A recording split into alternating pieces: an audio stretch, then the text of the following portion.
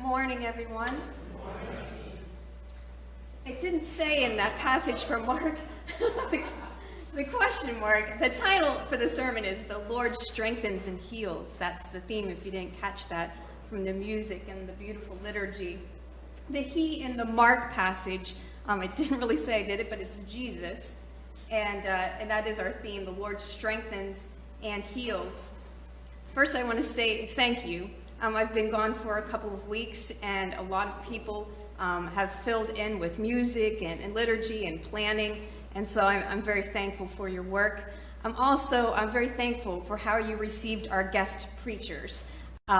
Many good reports came back to me, as I expected, because it's such a warm and welcoming congregation. And finally, thank you too for your prayers for myself and for my family. I'll begin with the gospel text. This reading in Mark comes from, it's labeled chapter 1. They didn't label the chapters back then, but it's our chapter 1. And if you follow Mark, it's so much different from Matthew or from Luke, because it kind of clips along pretty quickly.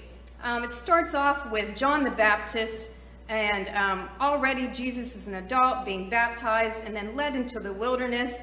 He picks up the disciples and starts his ministry. Then the next story is that Jesus is in a synagogue and he heals a man who is demon possessed.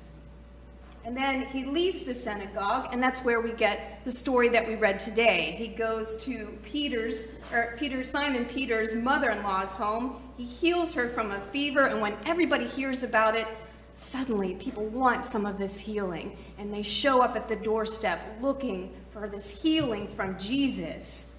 If we were to continue with chapter 1, Jesus tries to hide away for a little bit, regain his own strength, but they come searching for him. More people want to be healed. More people need this healing touch.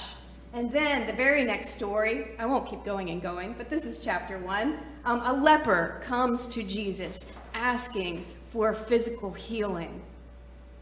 I gave you that whole rundown of chapter 1 because healing is obviously very, very important to the writer. The writer wants you to know something about Jesus, and that is that Jesus comes to heal. So important that there isn't a birth narrative. There isn't time for anything else except getting to this point. And it seems to me that if we think of this as a living text, this voice calling to us from a couple thousand years away, if we were to think of the people represented in this text, the man with the unclean spirit, the mother-in-law, Simon Peter, the disciples, all those who gathered on the doorstep that day, the leper, if we were to gather them all here in front of you, they would be saying this: we were so sick. We were spiritually sick. We were physically sick. Some of us were emotionally sick. And some of us didn't even know we were sick. We were walking around and didn't even know that we were sick. And we were in need. We were in need of healing. And our response is this, right? There are people in this room, there's a person standing right before you right now. We are at times sick, emotionally sick, physically sick, spiritually sick, sometimes a sick that we can't even name. And in the midst of all of that, this gospel gives us this good news, that there is one who has come. There is one who has come to bring relief and healing from this. As I said, there's someone standing before you, and that has been me. In the past couple of weeks, I am thankful for some time off, and it's difficult to stand, and I tried to imagine it, and here I am. It's difficult to be a pastor and to say, sometimes I'm weak. Sometimes I feel spiritually sick, or emotionally sick, or sometimes physically sick. Sometimes I'm the one standing in the need of prayer and the need of healing. And thanks be to God that there's healing even for me. I don't want it to be a secret, and so short disclosure, my particular sickness is in my marriage right now. We are struggling a little bit, but we are also taking steps towards that healing. And for your support in that, I'm so grateful, and I'm so hopeful. I love my husband very much, and I know he loves me too. And we've been married for 24 years. And if you've been married for a long time, it's hard. It's hard work. So I thank you for your prayers and your continued support as we both seek some healing together. A couple of weeks ago, I believe it was Alan Kimber who preached on Psalm 139. Is that right? I love that text. That's the text that says, I am fearfully and wonderfully made. Fearfully and wonderfully made, and yet we have our limitations, don't we? We have limitations in this human body. You know, scientists have studied the rainforest, and there's an entire, if you study the rainforest, there's an entire ecosystem, there's an entire life way up in the trees that human beings from the ground aren't even aware of. It has taken scientists with their measurements and their magnifying glasses and their experiments to find out this very complex web that exists in the canopy in the trees. And also, and likewise, always some new discovery at the very depths of our oceans, right? Always some new strange creature that comes from the depths of the ocean. Well, as human beings, we're not created, right, to live way up in the top of the trees. We're not created to live in the atmosphere without some sort of help, without some sort of oxygen or something to keep us breathing and living. Our human flesh only allows us to go so far underneath the water. And even then, again, we need oxygen, we need a wetsuit, we need things to protect our physical flesh. The human body has its limitations.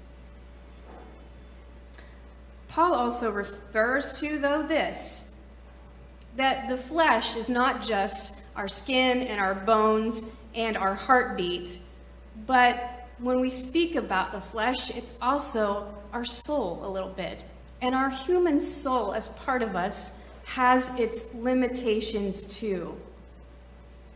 Flesh includes our emotions, our hungers, our longings, our urges, our failures. It's our way of being sometimes self-absorbed or self-involved, self-obsessed. We're limited. We don't know what it's like to live in the tops of the rainforest or underneath the ocean, and in some ways, we have trouble experiencing each other and life because of the limits of our spirit without God's help. Thinking about these stories in Mark, these stories of Jesus healing this person with the demon inside, healing the mother-in-law who was sick in bed, and healing the lepers and many other people. You can be in awe that he was able to physically heal these people with a touch or a word. But to fully appreciate Jesus' actions of healing, you have to look at the context of the time. And at the time, sickness was seen as more than, you caught a cold or you were sick for a while. It was associated with sin. And so if someone was sick or possessed by a demon or something, the perception was, well, this person must have done something wrong. It must be something about the sin in their life that caused this. So if there were any physical problems, it was assumed that there was also a spiritual problem. If you were physically broken, then you were spiritually broken. That really heightens this, doesn't it? Because if people saw you as spiritually broken, then you were an outsider. You were outcast. You were unclean. You were untouchable. Lepers were put in a whole nother place outside the city. not just because people were afraid of the disease, they were afraid of catching the sin too. They were afraid of it, and people were looked down upon. And so that really heightens the need for healing in this story, because at any time there's an epidemic of people who have infirmaries. Go to any hospital and walk around. But the real need is that there are people who feel separated from God, who feel like they are spiritually unfit, that because of their human frailty, they feel separated and lost. So what's Mark trying to say about Jesus? That disease and brokenness of spirit and of body are not God's intention for us. God heals the body and the mind, and God has authority over death and decay. And Jesus has come to show us and come to deal with all of our brokenness. We get this profound message that that's it. That's the kingdom breaking in, that Jesus has come to heal us. Think about these stories together. I didn't want to read all of them, but in the first one, the reaction of the demon-possessed man, because that's how they saw him. Now we might say, well, something was wrong with his mind, or something was wrong with him physiologically to act that way. But at the time, they saw it as a demon, and the person's reaction to Jesus is to say, no, get away from me, don't touch me, don't do anything. And that can be a reaction to knowing that you're broken, or that you need spiritual healing, or you need some sort of emotional healing. That can be a reaction, don't touch me. In the story with the mother-in-law, she doesn't have to do anything. She gets to lay there, and Jesus comes to her and lifts her up out of bed. In the story of the people showing up at the doorstep, and also the leper, they go looking for Jesus. It says that the leper reaches out his hand, puts it out. He wants Jesus to touch him and to heal him. And that's a reaction too, to go seeking for Jesus, to seek that healing.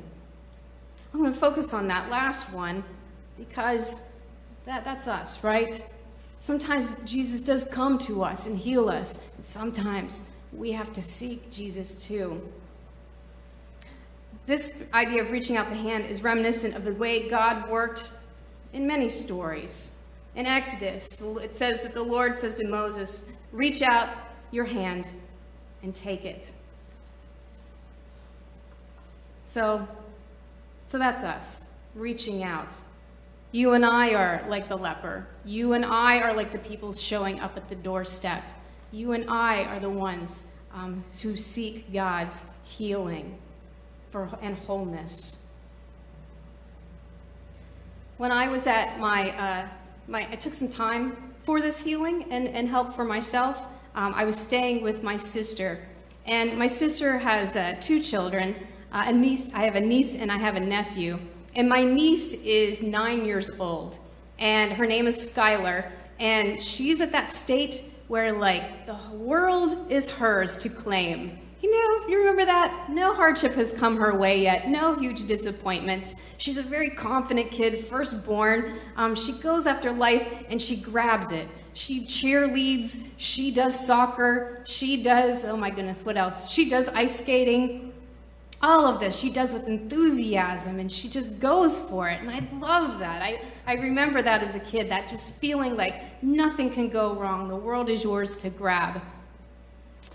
Well, I enjoy the energy of my niece. But I was remembering a couple years ago when she was only 7, even smaller, she came to visit us out east in Pittsburgh, and we rarely see them. We were all in the front yard. My children were there too, my adult children. And the young cousins and the older cousins were all playing in the yard, having a good moment. And Skylar was doing her cartwheels because she was just loving life and doing cartwheels in the yard. And then as we were talking and cartwheels were happening, all of a sudden this horrible snap that we could hear. I know. We could hear it. And then Skylar was running around the yard and the arm just did not look right. did not right. So we scooped her up, took her to the hospital in Pittsburgh. We had to drive a little bit further to Pittsburgh, sat with her in the children's hospital. Wow, she was such a brave soul, while she got her arm reset.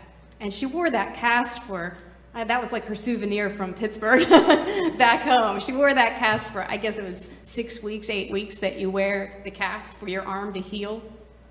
Well, that was 2 years ago. But don't you know, I was at my sister's house, and I was sitting in the kitchen, and what's that girl doing? Cartwheels in the kitchen. And you know, I'm only the aunt, but I'm like, stop doing cartwheels in the kitchen. Please, what are you doing? And she's just grinning and laughing, doing those cartwheels, because she's a kid. I think about that and the miracle of that in some ways. The miracle that she would heal like that. That she would have the strength, the human body has the strength that she could put that arm in the ground and do a cartwheel again. And do it confidently. Something's been healed inside too. She's not scared of life. She's not scared to do a cartwheel or go ice skating or do the things that she does. There's been something healed there as well. Good news for all of us, right? That's Jesus. Able to take something broken and displaced, able to bring it to healing and wholeness. Amen.